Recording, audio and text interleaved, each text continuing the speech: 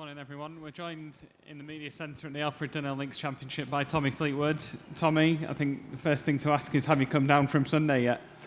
Yeah, not really. I think it still feels a bit surreal, really, and I think everybody, like the team, have still been messaging a lot, and everybody's still very much enjoying watching the highlights back, and yeah, I mean, it's a strange feeling when you kind of think about it, and it's kind of done now. I can't believe the week's over, but just so happy that it finished the way it did, and we achieved what we went there to do all together. And coming to a week like this, obviously you've got a great history here, winning with Ogden a few years ago. How much are you looking forward to what this week brings? Yeah, I'm excited. It's always an event that I've enjoyed. My dad actually said, my dad's here this week, who's always been here to watch, and I think this might be my 13th Dunhill Links Championship, so I think it's probably the event I've played the most on the European Tour. So it's an event that I've honestly, genuinely always really wanted to win, and I always kind of picture myself with the trophy on the Swilcan Bridge, and it's just not happened yet. So it'll be good to, I'm looking forward to playing today and practicing and then getting started, and I'll absolutely be giving it my all this week for sure. Thanks, Tommy. We'll go first question from John, please. Tommy, we asked Matt Fitzpatrick how long he managed to, before he got to his bed on Monday morning. He told us 1:30, which seems like something that you'd be able to beat, and if you did, can you tell us some details about what you got up to? I did beat it, but not by that far. It's just the Sunday night of the Ryder Cup is such a cool and special night, and I think for me, when you get to celebrate it with your teammates, but also your family and the ones that have been there to support you, it's just a very special night. The Ryder Cup's there in the middle of the party, and you know that it's something that you've all achieved together. You have your pictures with it, you celebrate, and yeah, from the moment we finished, it's just such a high. And I mean, I like that you assumed that I would beat 1:30 and beat Fitzy, but it wasn't that far off. Camilla, please. Obviously the winning point at the Ryder Cup, at the time you called it a relief, but now looking back, where does that rank career highlights for you? Well, it's definitely the highlight right now.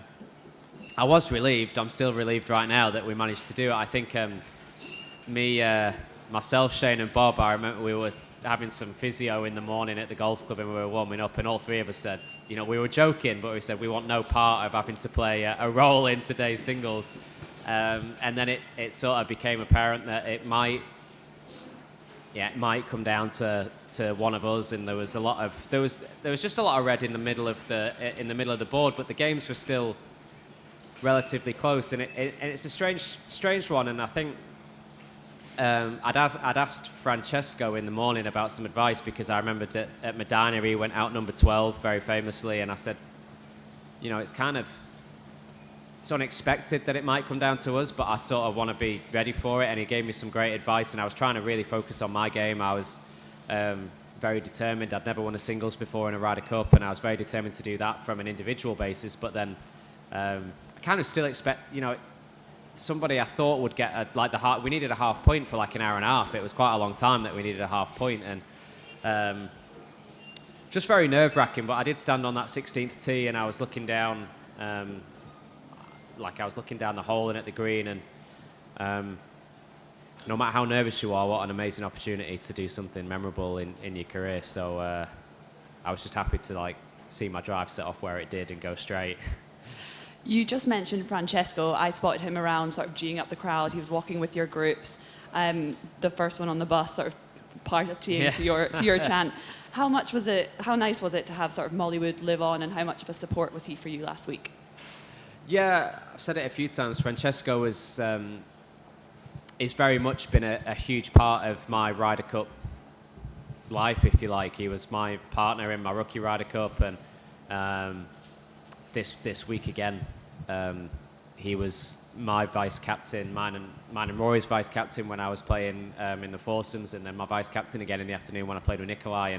And so he's very much been by my side throughout my Ryder Cup lifetime, if you like. So he did an amazing job as a vice. He was an amazing player, and he might still play again. I'm pretty confident that he can do that. And but as a vice captain, he has an amazing attitude to him, an amazing way of putting things across. And I just thought it was great having him around. I think all the vice captains and the captain, they were just an amazing mix of people, and they did such a great job. And again, from a personal standpoint, having somebody as close as Francesco that's around means a lot to me, and it helps me a lot. Go to Bernie next, please. Tommy, congratulations. You talked about Francesco. You've got a special bonding with a couple of Ryder Cup sides now.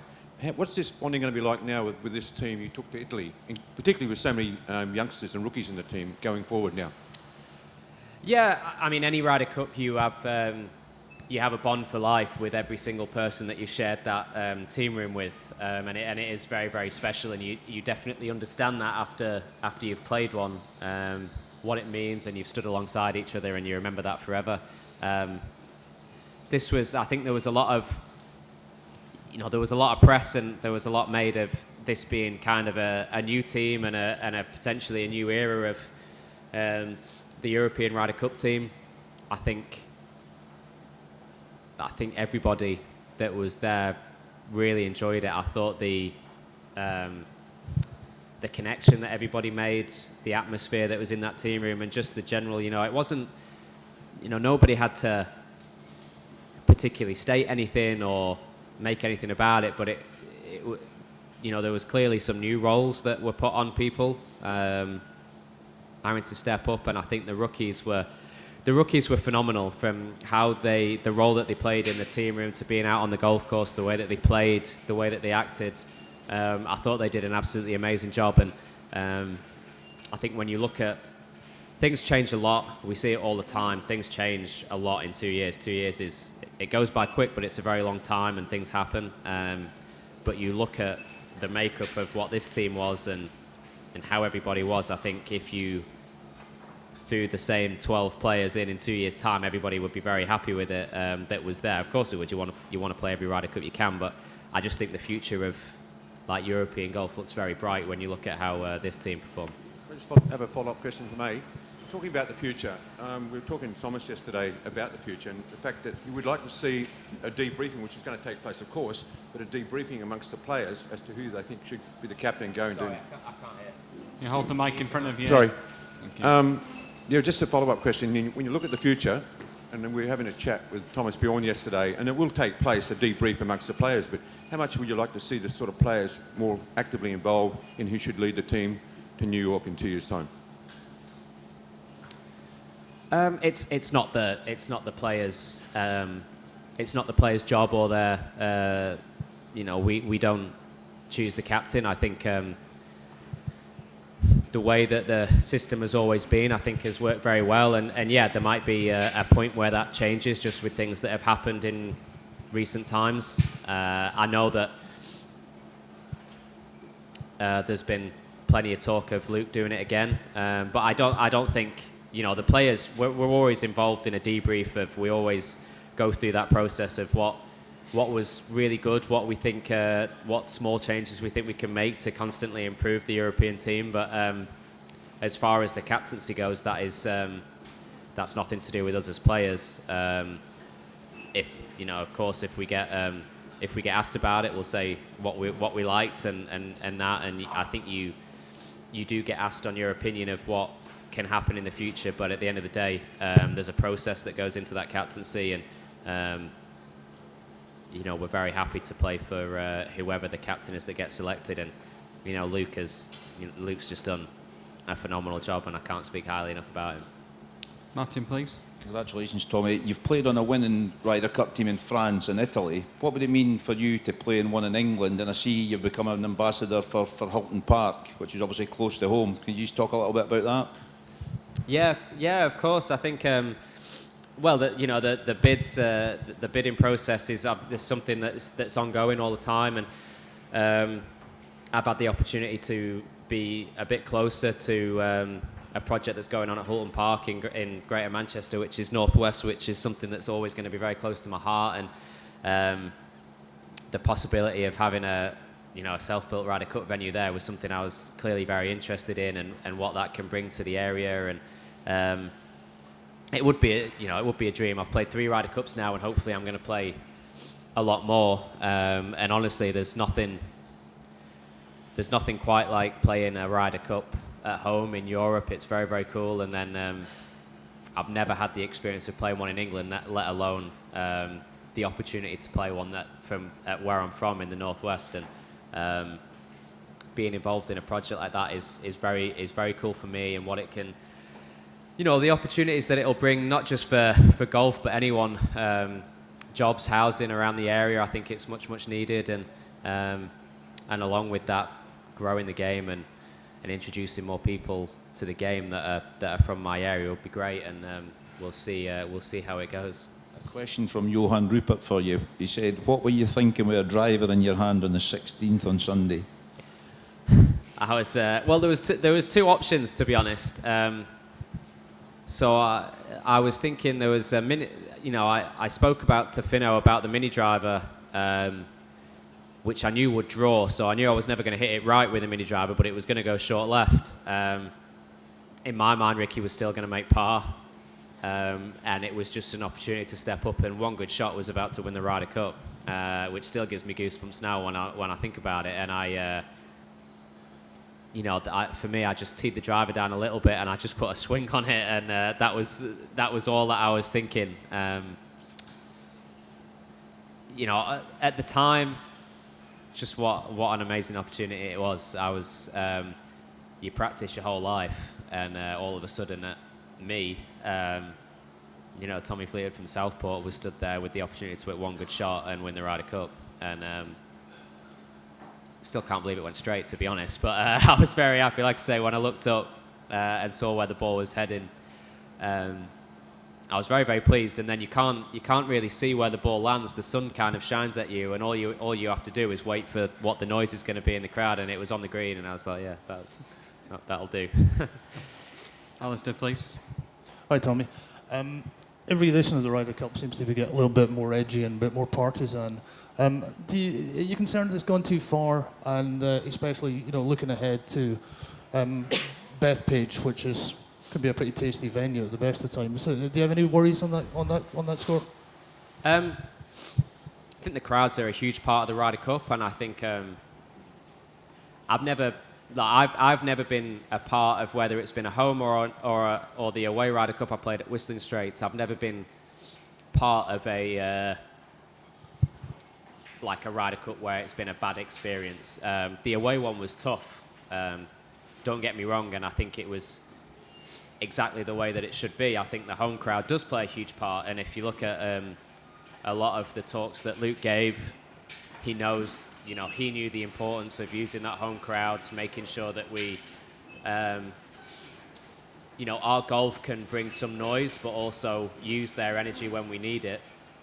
To carry us and get us over the line. So the home crowd, of course, plays a huge role. And I don't think, so far there's not been anything that's hugely disrespectful or anything like that. And on either side, of course, you're looking forward to a New York crowd, and we know what they're like in sport. And at the moment, very, very excited of the prospect of trying to qualify for that team and playing in a Ryder Cup in New York. I think is an amazing opportunity for us. I think all of us, again, it's last time we played the Ryder Cup and all of us stood on the 18th green, and everybody was motivated for qualifying because we wanted to play a home Ryder Cup and we wanted to get the Ryder Cup back. This time it will be, we're motivated because we just had the most amazing experience, and we want to defend the Ryder Cup now and get ourselves to Bethpage. So a long road ahead of us for all of us to try and make that team. And we'll wait and see what a New York crowd will bring. Just a quick follow-up. At the conclusion of the Whistling Straits one, all the talk, it was a very young American team, and a big win, and there's a lot of talk that they were going to dominate for a decade. Is it all the sweeter that you're rested that the decade only lasted 2 years for them? Yeah, absolutely. I think Europe as a team, as a unit, we're very happy going in as underdogs to the rest of the people, but I don't think anybody in that team room actually feels like we're underdogs. I think we were very confident of what we were capable of, and there was a lot of talk about a period of American dominance coming up, and there is no question about it. They are all phenomenal golfers. They really, really are, and it's an absolute pleasure to go up against a team of that standard and of that caliber. But for us, we totally know what we're capable of, and we believe in our strengths as a team. We had 3 of the top 4 players in the world, so it's kind of hard to believe that when you've got the players that we had, that people sort of just assume that there's going to be a dominance from another side, and I don't think any of us ever felt like that or thought like that. We were very motivated to win it and get the cup back. And again, whatever happens over the next 2 years, we'll go into the next one with full faith in ourselves and the utmost respect for how good that American side is, and every one of those players, how good they are at golf. But as a team, we'll always believe in ourselves 100%. And last question in the middle, please. Tommy, Luke was saying last week how he sees you as a future Ryder Cup captain. I was just wondering if you've had any thoughts about that, about doing that down the line, and whether, if you weren't a player in 2035, how cool it would be. I think you'd be 44, how cool it would be to lead the team. It's so close to home if you weren't playing. Yeah, absolutely. A dream of mine would be to captain a Ryder Cup team. With this current bid that we've just mentioned at Hulton Park, there's 2 dreams. It's a long way away to play in a Ryder Cup in the Northwest. I mean, amazing. To captain a Ryder Cup in the Northwest would be amazing. So just any role that I can play in that, I think, like I say, looking down the line and feeling like, just being a part of that bid, supporting the area, being a boy from the northwest of England, and everything that we believe that it can bring, is very, very special to me. And then on top of that, the opportunity to play a role as a player or a captain or a vice captain or any way of me being at that Ryder Cup would be just the icing on the cake and unbelievably special. So, looking at the captains that I've played under and the figures that they are, and the inspiration that they've brought to us all as players, if I could, live up to half as much as they've managed to accomplish as in their careers, but also as captains, I'll be very proud of myself to think that I can do that. Thanks for joining us, Tommy. Have a great week. Thank you. To watch another DP World Tour video, click here, and to subscribe, click here.